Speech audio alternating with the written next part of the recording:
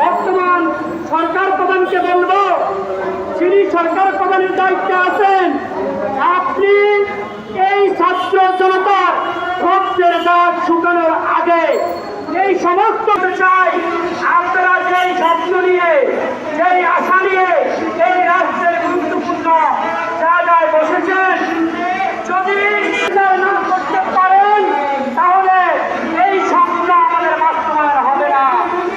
আমরা জাতির সাথে, জাতির সম্মুখে প্রশ্নবিদ্ধ হয়ে থাকব। আমরা চাই না বাংলাদেশের ইতিহাসে ধিক্কারজনক ঘটনা ঘটুক।